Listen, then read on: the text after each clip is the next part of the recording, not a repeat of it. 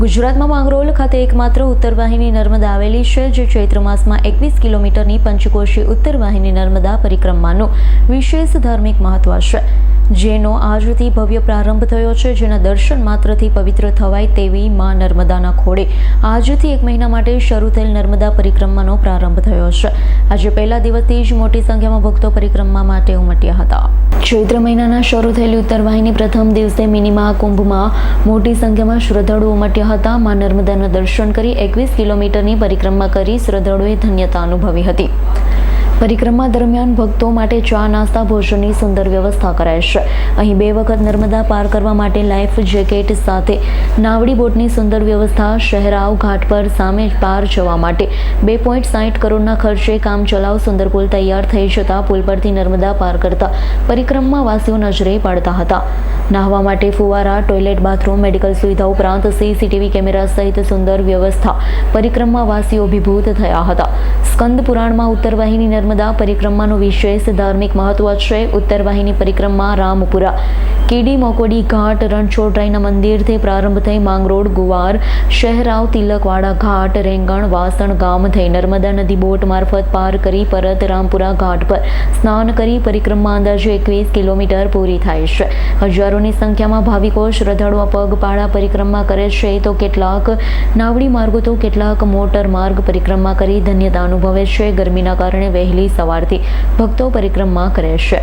પરિક્રમાના રૂટમાં આવતા પ્રાચીન મંદિર, આશ્રમોના દર્શન, પ્રસાદનો લાભ ભક્તો લઈ રહ્યા છે। પરિક્રમાના સમગ્ર રૂટ ઉપર લાઇટ, પાણી, બેસવાની વ્યવસ્થા, ડોમ, 4 ઘાટ પર બેરિકેટિંગ, CCTV કેમેરા, છાંયડો, આરોગ્ય, પીવાના પાણીની સુવિધા, પોલીસ બંદોબસ્ત, સ્વૈચ્છિક સંસ્થાઓ દ્વારા સેવા કેન્દ્ર, સ્ટોલ, ટોયલેટ સુવિધા, સ્નાન માટે બાથરૂમ, ફુવારા વગેરે વ્યવસ્થા કરાઈ છે। ગુજરાતમાં એકમાત્ર ઉત્તર વાહિની નર્મદા વહે છે। હાલ નર્મદા જિલ્લાના માંગરોળ નર્મદા તટેથી પંચકોશી ઉત્તર વાહિની નર્મદા પરિક્રમાનો પ્રારંભ થયો છે। પરિક્રમા 3 વાર કરવાથી 3750 કિલોમીટર પગપાળા પરિક્રમા કરવાનું ફળ મળે છે અને 71 પેઢીનો મોક્ષ મળે છે।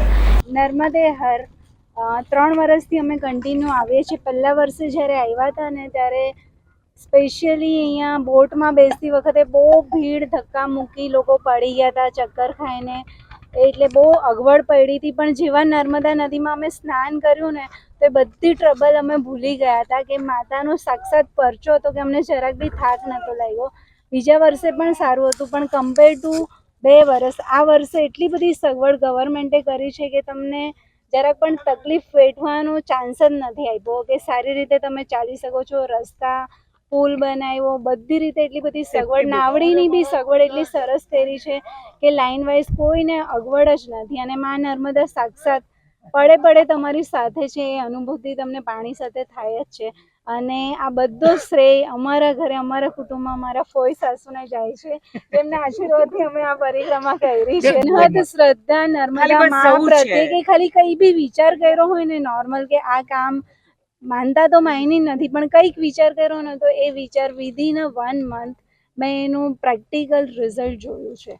સમ ટાઈમ તો વિધિન રિટર્નમાં કારમાં જતા હોય ને એમાં જ એ પરચો મેં જોયો છે। મારો પોતાનો પર્સનલ અનુભવ છે। મિત્તલ ભાવસર, હું એડવોકેટ અને નોટરી છું, વાપીથી છું। Thank you. સૌથી પહેલાં હું બધાને નર્મદે હર કહેવા માંગુ છું। અમે લોકો સવારના 4 વાગ્યાથી અમે પરિક્રમા સ્ટાર્ટ કરી। પરિક્રમા અમે રણછોડજીના પહેલાં દર્શન કર્યા, એમની આજ્ઞા લીધી અને અમે ત્યાંથી પરિક્રમા સ્ટાર્ટ કરી। અને અમે એટલું સરસ આયોજન જોયું, ઠેર ઠેર નાસ્તા, ચા અને બધી વ્યવસ્થા થઈ છે અને અમને પરિક્રમા કરવામાં સહેજ પણ તકલીફ નથી પડી। અમે ખાલી 3 થી 4 કલાકમાં અમે લોકોએ પરિક્રમાને પૂર્ણ કરી છે। જેવી વ્યવસ્થા કુંભમાં હતી એનાથી પણ કદાચ સારી વ્યવસ્થા અમે અહીંયા જોઈ છે। અને અમે લોકોને એવું કહેવા માંગીએ છીએ કે પબ્લિક અહીંયા આવે અને મા નર્મદાના આશીર્વાદ લે અને ખૂબ ધન્ય થાય। અમારું જીવન તો ધન્ય થઈ ગયું અહીંયા આવીને, પણ હું એવો અહેસાસ કરી રહી છું કે મને મારા ફોઈએ જે મને એ કહ્યું કે પરિક્રમા તમારે કરવી જોઈએ, આપણે નર્મદાના પુત્ર છે, તો સૌને હું કહું છું કે એકવાર તો પરિક્રમાનો આનંદ લેવો જ જોઈએ। અમને જરાય થાક લાગ્યો નથી। અમારી સાથે ઉંમરવાળા વ્યક્તિ પણ હતા, એ જે ચાલી નતા શકતા, પણ એ લોકોને એટલું બધું સારી રીતે એમણે પરિક્રમા પૂર્ણ કરી। થોડી વાર લાગી, બટ એ લોકોએ બહુ જ સારી રીતે પૂર્ણ કરી। પરિક્રમા. નામ અને ગામ. હું વાપીથી આવું છું અને મારું નામ ચિત્રા ભાવસાર છે. ઓકે. દીપક જગતાપનો રિપોર્ટ, S9 ન્યૂઝ, રાજપીપળા. અમારી તમામ માહિતીથી અપડેટ રહેવા માટે જોડાયેલા રહો S9 ન્યૂઝ સાથે.